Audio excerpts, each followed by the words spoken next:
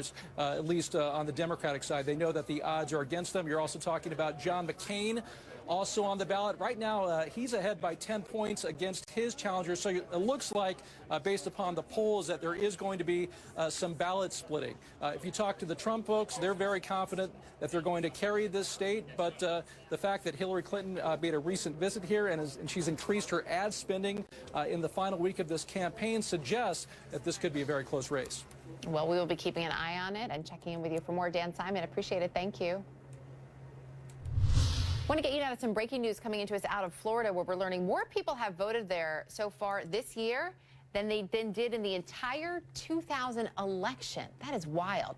That coming from early and absentee ballots. So we know that in terms of numbers, 6.4 million people have now cast their votes this year. Compare that with 5.8 million total in 2000.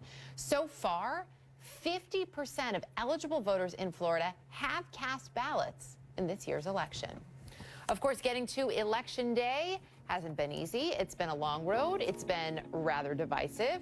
For millions of Americans, though, this will be their first chance to make their voice heard. And we're going to speak with some teens who are making their way into a different state to campaign for their candidate. They are voting for the first time, and they are getting a real-life lesson in government and politics. What are they learning, and what can we learn from them? We're on the story after this.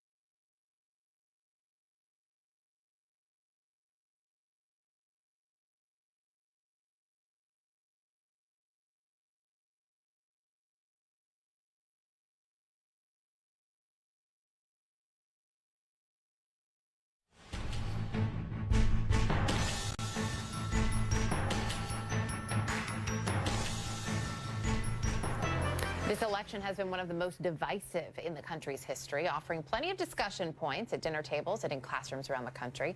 Millions of Americans this year will be voting for the first time tomorrow. In fact, some 16 million Americans have turned 18 between the last presidential election and this one.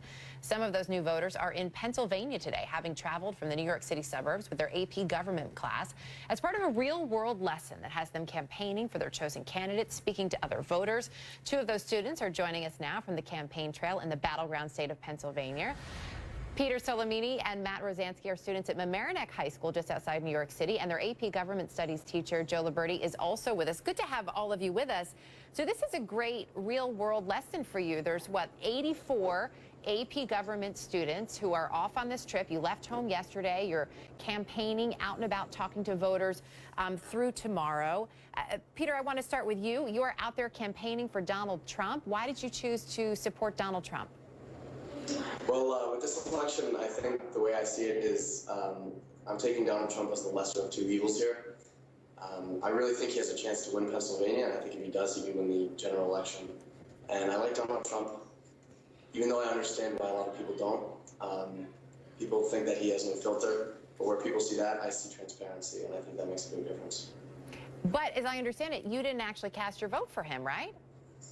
No, I didn't, and the reason for that is because we live in New York, and I don't think Donald Trump has a chance in New York, and I personally want to see a rise in third-party candidates, so I voted for Gary Johnson. Yeah, so because I don't think Donald Trump has a chance, I gave my vote to Gary Johnson so I can try to see change in the future, but I do think that he has a chance in Pennsylvania, which is why I chose to campaign for him.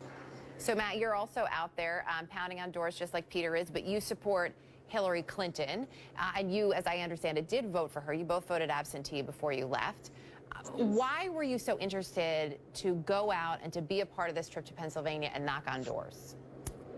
Well, I think we've been taught in our classroom how important kind of each vote is and how important people play a role in getting support for the candidates.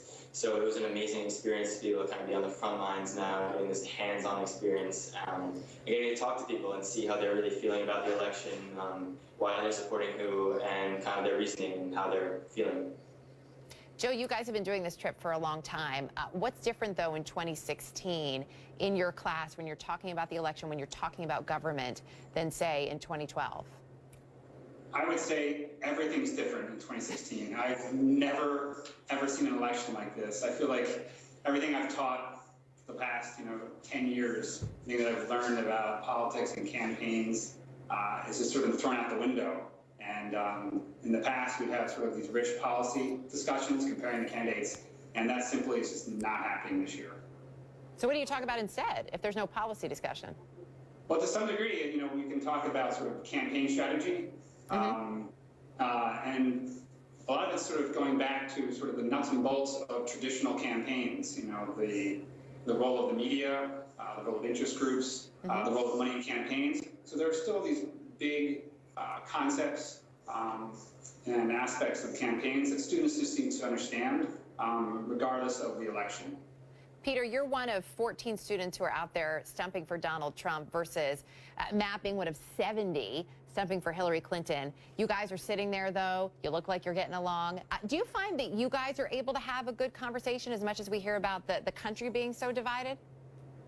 I think amongst students, yes, absolutely. But it's interesting because in New York, vocalizing support for Donald Trump is like asking to be removed from your social life. So, and I think that's what's very different. I'm sorry? I was just laughing. You saying it's like being asked to be removed from your social life.